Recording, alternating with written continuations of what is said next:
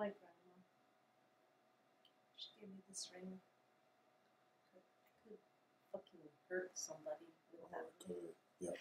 Okay, I'm gonna start. That ring will fuck you up bad. Tight lines. Tight lines. I just made a new friend from Zuni. Did you? Lloyd. Lloyd Salabud? Yeah. He's my best friend. He's the one who told me about that. He's my friend on Facebook now. He's awesome. Okay, everybody.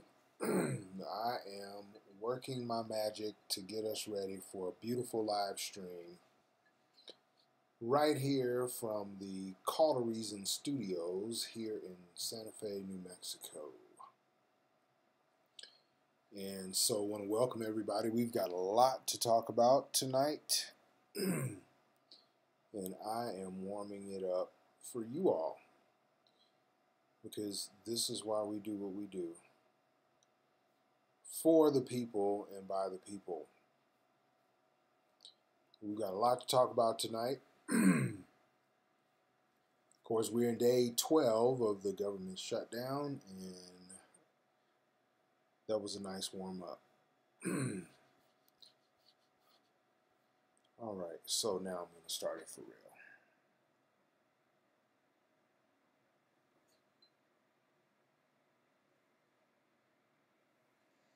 All right, everyone. Thank you for being here. This is your main man, Loveless, from Call to Reason. Call to Reason, and this is Call to Reason's CTR on the side, Thirsty Thursday edition. Chin chin, everyone. Great day to drink. Whether you're celebrating or commiserating, because a lot is going on, and I want to just break down a few things happening on this historic day here in America. And I say historic because it is. First of all, a few very important things have happened today. Number one, the Democrats have taken over Congress with an overwhelming majority right now of 235 to 199. And of course, that math is a little off when it comes to the context of Congress, because there are 435 seats in the House of Representatives, but only 434 of them are being seated, have been seated today. And why? What happened to that 435th seat, you ask? Well, it's unoccupied right now because that seat is still in question due to massive fraud that has been alleged and demonstrated, and is pretty obvious in the North Carolina's 9th District, where Pastor Mark Meadows essentially threw away the votes of, according to conservative reports, thousands of senior citizens, most people of color. So a lot to consider when you wonder, when is that seat going to be filled? Well, it's going to be filled when they probably have another election to, elect someone in a fair and legal process. But once again, folks, the only real and problematic voter suppression or voter fraud, right? That happened. That's why that seat's not filled. Real voter fraud kept a member of Congress from being seated, and it happened to be perpetuated by the Republican Party. The very people who keep screaming, oh, voter fraud, voter fraud, voter fraud. They're guilty of two things: voter fraud themselves and massive voter suppression as well. And you better believe Nancy Pelosi is going to get to the bottom of that. And this level of voter suppression and just cheating elections, ignoring the will of the people, stealing elections, that's going to be over now. And it's going to be over because we've got Nancy Pelosi in charge of the House. We've got Democrats in charge of the House to thwart the Trump agenda and keep him from destroying America any further. And on top of that, we've got each other. We've got American citizens. Citizen action matters. I keep telling y'all. And we keep proving it time and time again. How do we prove it in 2018? There are 127 women in the House of Representatives. That's over 25%. And there are literally 25 women in the United States Senate. That is 25%. So a quarter of Congress in both houses for the first time in American history, women. That gives me optimism that some shit's actually going to get done finally. Because you have enough women in the Senate right now,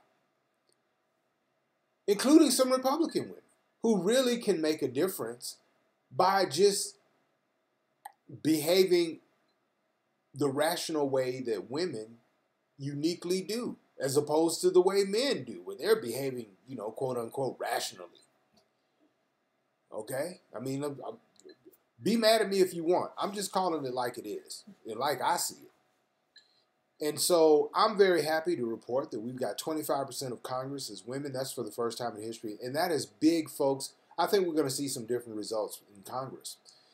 But the result I don't think we're going to see, unfortunately, is any movement in the government shutdown and government workers, over 800,000 and soon to be over 1 million as this thing, continues to move forward and the clock keeps ticking.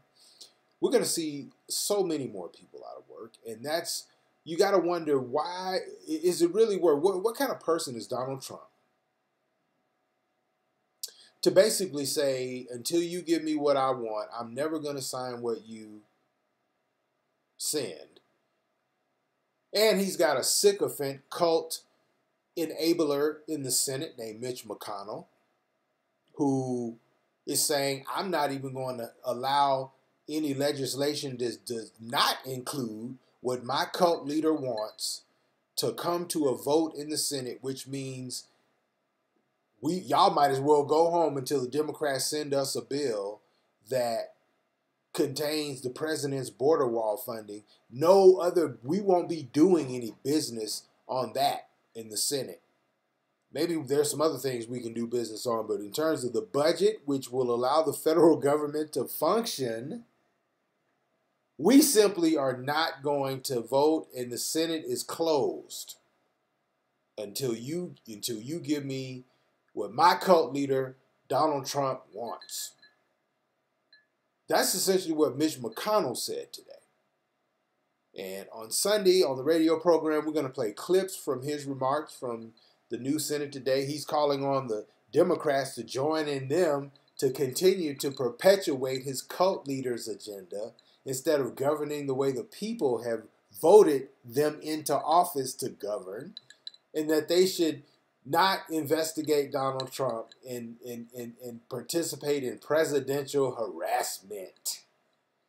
No, they don't want you. They don't want the Democrats to follow the rule of law that the American people elected them to go and follow and restore, quite frankly. No, because that would be presidential harassment.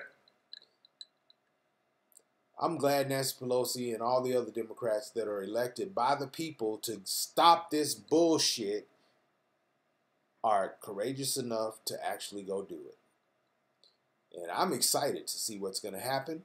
I'm going to be the first person, as you know, if you know me, I'm going to be the first person to hold the Democrats accountable when they're stepping out of line or not following the path that they really should be in the context of getting the people's business done. But based on Nancy Pelosi's acceptance speech as Speaker today and the agenda she laid out, I feel like it's going to be very, very aggressive, and it's going to be the governing that the people are demanding. If Mitch McConnell lets a bunch of good bills for legislation and action by our government that the people are demanding and we want and desperately need sit on his desk simply because the House is not willing to go along with Trump's agenda, then fine. He can be an obstructionist and he can hold up the business of the people, and American people will see it. And I assure you, with twice as many seats to defend in the 2020 election as Democrats, the Republican Party will get that the American people aren't satisfied. Because as we all know, gerrymandering is a big deal that we need to address and we need to fix and we need to solve as soon as possible. That affects House races, and that keeps the Congress, always in the balance when it comes to the House. It also affects state legislatures big time. But Senate races, it does not. And because that's statewide and the Republicans have a really tough road to hoe in 2020. And if they want to continue to do what they're doing, then God bless them. Bless their hearts, as we say down south, because they are not going to have a good time in 2020, because there's no way, with the way things are going, Trump is going to survive. First of all, if you think for a heartbeat that the American people, because you're talking about 1 million federal workers, million plus federal workers, a lot of contractors of whom will not get any back pay during this shutdown. When you think about how many more millions of people that affects, think about how many households those jobs support. Well, millions of households, right? You got 1 million unemployed federal workers. That's at least 1 million households affected, which means that you're probably talking 30, 40, 50 million people affected. And all for 215 miles of stupid wall when there are 6,000 miles of tunnels under the shit. I'm going to say it again. It's the tunnels, stupid. So, on that note, if you're just joining us, you're right here on Call to Reasons, CTR on the side. This is our Thirsty Thursday edition, Chin Chin. And we are inviting you to join us. If you'd like to be a part of the conversation right now, if you're on Facebook, if you're on Instagram, you want to join in, you want to have your voice be heard, feel free to do so by just sending the request, and I will bring you in on the conversation, and you can let your voice be heard in this moment as well.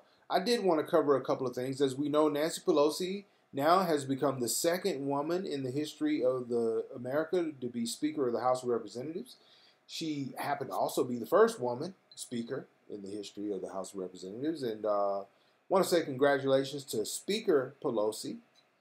And just got a few things to discuss that are relevant to today. She started off the day by declaring that nothing was off the table in her mind as it related to the president being indicted, as the president being impeached. She wasn't saying everything was possible in her mind based on where the actual facts led.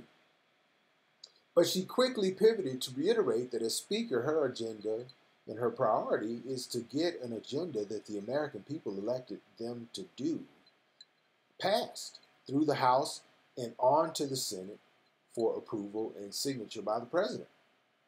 Now, we all know that Donald Trump will link everything that Nancy Pelosi tries to do, period, to whether or not he gets his wall. Like, there will be zero movement on any bill of any kind in government. Because, Mitch McConnell is willing not to vote on, not even have the Senate vote. Because why is he not calling for a vote? Because he's afraid there'll be enough Republicans to jump across the aisle to actually vote to open the government and force the president and isolate the president to own. See, Mitch McConnell is a great cult follower, great cult member. Here's why he's so valuable to Donald Trump.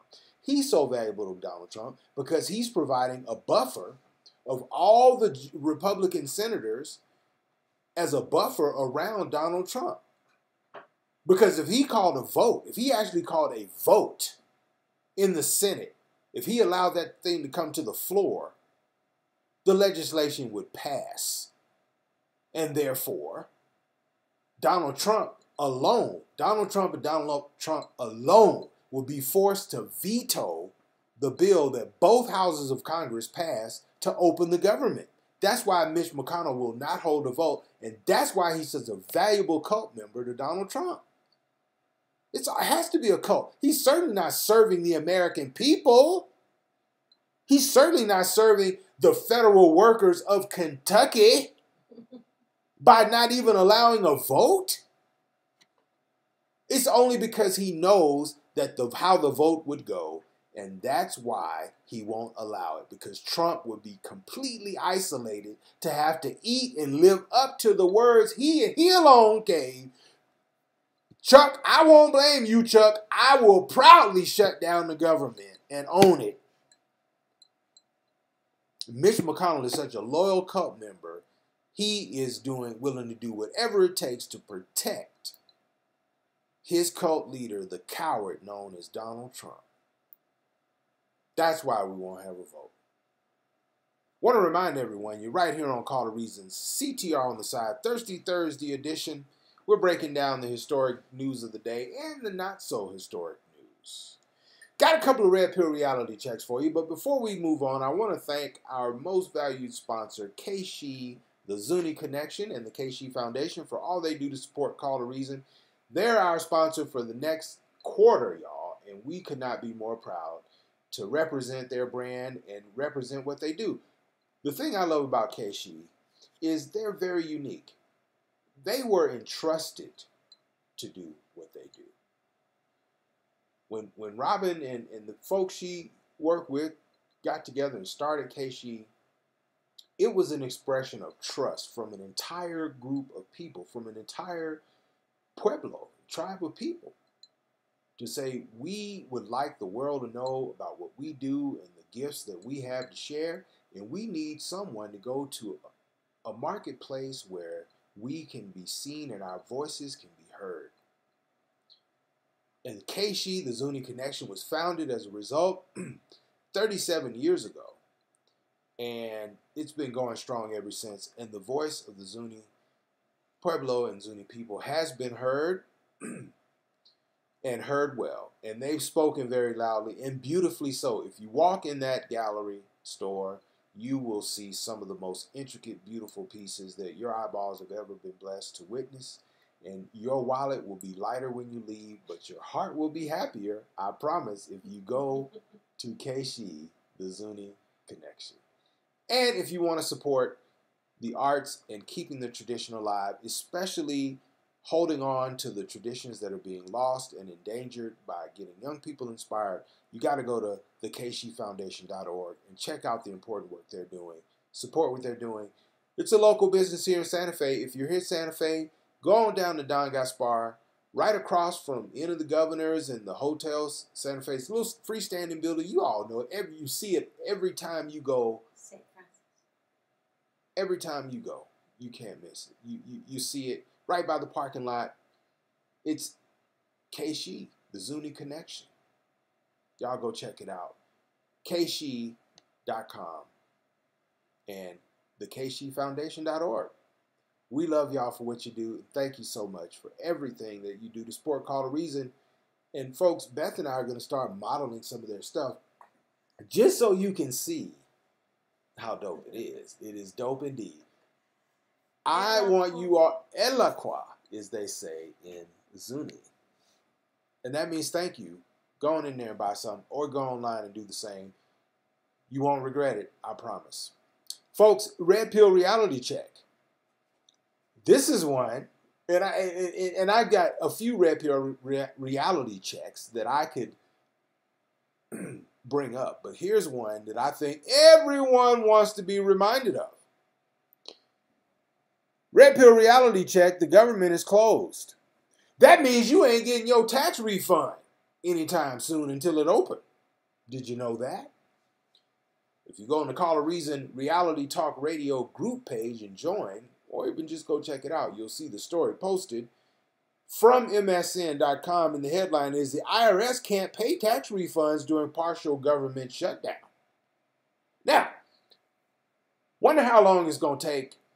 So Donald Trump has already said that federal workers have been calling him left and right, saying, hold the line, President Trump. I don't mind waiting on my check till you get your wall. Well, now he's going to have to talk to all the Americans who don't work for the federal government but are waiting on that multi-$1,000 tax refund to keep their family afloat after Christmas. Everyone spent all their money. Everyone's broke as hell right now. And that tax refund is the reset button for the whole year to get you back on track. But you're not going to get it now. And that includes all you Trump cult members. So now, are you going to call in too, like the ones Trump said the federal employees did? And say, hey, I don't mind waiting. Listen, you can wait till August, September if you need to. My family doesn't need to check. Really? Is that what Americans going to say? Is that going to be come you know? And I'm serious now. People are filing income taxes already. I mean, people started filing them yesterday, and you're telling me now that folks who can't get that income tax check are going to somehow be writing President Trump and tweeting him and calling up to the White House saying, I don't mind waiting for the check. Hold the line till you get that wall, man. Wonder how many Trump support. Wonder how fast that cult is going to shrink yet again once that red pill reality check starts to hit home. When people start filing those income tax returns and realizing they're not going to see a goddamn thing until Trump gets up off that wall bullshit. Because Nancy Pelosi is never going to send a piece of legislation to the Senate that includes a nickel for the wall. Trump doesn't get that yet. And he also doesn't get that 62% of Americans agree with Nancy Pelosi. And so he won't get any satisfaction at the ballot box if he intends to run on that racist ass wall in 2020. He's going to get his cult members, and that's all he's going to get. The rest of America, having suffered the pain that he and he alone, by his own words, is causing, you tell me how it's going to turn out for him and those cult, borrow, and binge Republicans that remain in Congress. Another red pill reality check, right here on the Thursday edition of Call to Reason's CTR on the Side, is simply this. Donald Trump promised in an interview with Bob Woodward in 2016 while he was running for president that he not only saw the national debt as a huge national security threat, but that he was going to focus on doing something about it and that in 8 years he could bring it down to zero again. Well, 2 years later, he's added $2 trillion.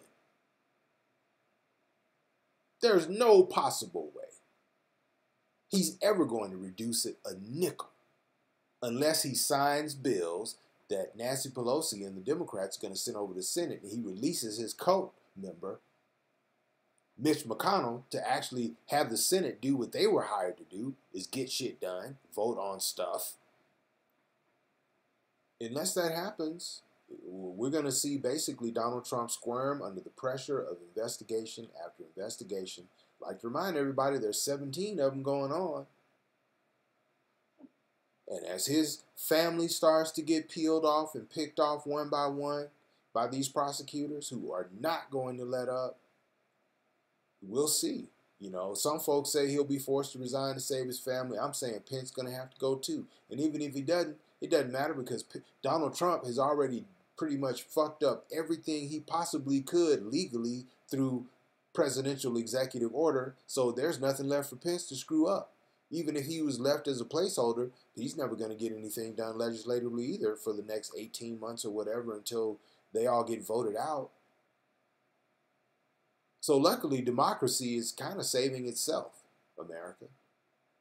But that doesn't give us any leeway to not continue to be responsible for what we must be responsible for.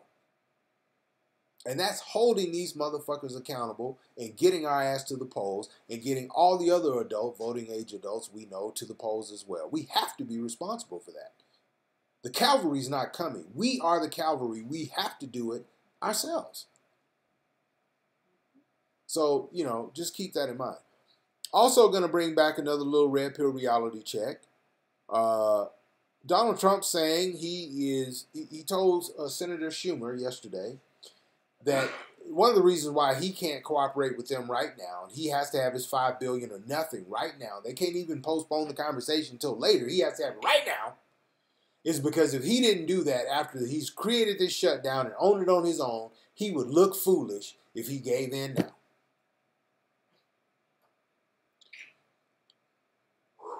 Okay. So is that suggesting then, Donald Trump, that you don't already look foolish? Like, you kind of already look foolish, dude.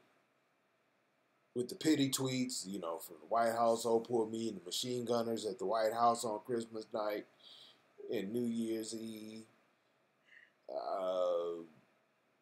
You kind of already look foolish, my man.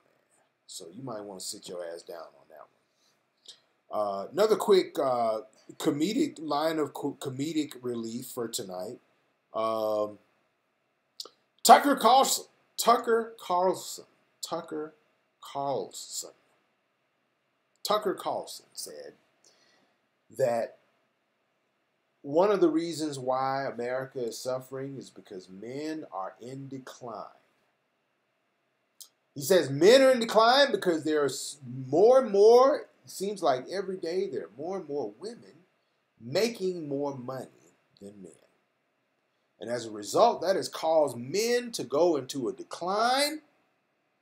And that is bad for society. Women's success is bad for society. No, folks, he actually said that on television. Fox News broadcasting and everything. Now, I don't even know where to begin with that, except with the obvious. I thought Tucker Carlson was proud to be an American. He talks about it all the time. I mean, I'm sure I'm not mistaken. He's proud to be an American. So if he's proud to be an American, then he should be very proud that this is a country that, unique to the world, gives everybody a shot to get to the top.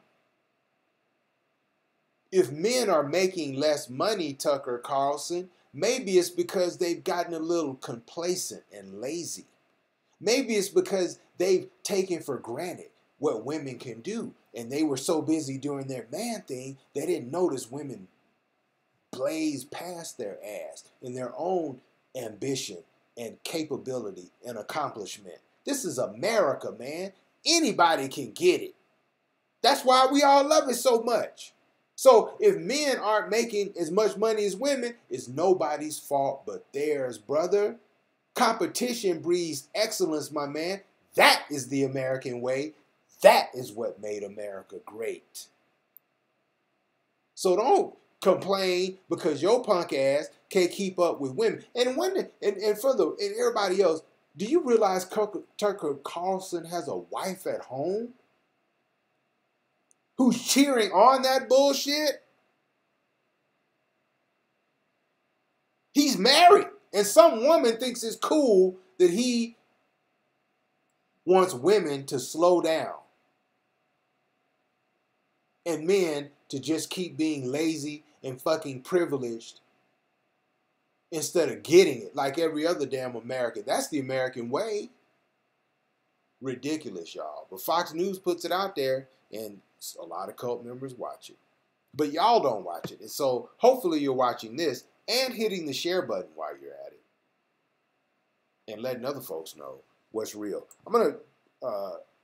Trump made a surprise visit to the White House with a bunch of national security or border patrol folks to beg for his wall again. Spent 8 minutes, didn't answer any questions. It was basically like an 8-minute tweet he delivered in person, and it was as rambling and incohesive and incoherent as usually his tweets. He said some very stupid shit. The cabinet meeting yesterday was bizarre. I'm not even going to talk about it right now because I'm saving it for Sunday. I've got so many clips to play on Sunday from Donald Trump's insane cabinet meeting press conference. His desperation is ridiculous. And as we all know,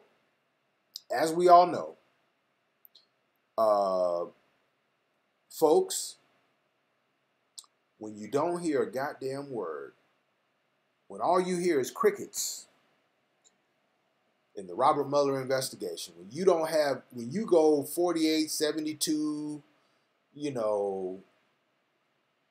96 hours of no 24-hour news cycle Mueller coverage, when you go 96 hours and beyond of darkness on the Mueller piece, ever since this whole thing started, whenever we've gone that long in the dark on Mueller, the next time we heard about Mueller, it was some major shit. So think about that on the way out. We got a big show coming up Sunday. First show of the new year. And we are going to have a good time. Beth will be back with us, of course, from her long boohoo vacation in Europe. And We're going to be breaking down all that happens this week. The government shutdown continues. Pretty sure it'll be still going on Sunday when we broadcast. So we'll talk to you about all the other red pill reality checks surrounding the government shutdown, along with all the other top news and the not so top news that mainstream media just doesn't seem to have time to bring you aware of, but we certainly will. Make sure you tune in Sunday morning from 8 to 10 right here in Santa Fe. That's 9 to 11 in the Central Time Zone, 10 to noon on the East Coast, and 7 to 9 on the West Coast. Call to Reason, our radio show, America's reality talk radio, will be coming to you live. Beth's going to be back, of course, to tell some fool who deserves it to shut the hell up, and I'll be right behind her to tell the next one to sit your ass down. Make sure you tune in Sunday, and until then, we love you. I'll see you next week on our next podcast. In the meantime, we'll see you Sunday morning on Call to Reason, Reality Talk Radio, and all of that will be broadcast right here. Make sure you keep yourself tuned, and we'll see you then. And until then, peace and love, everybody.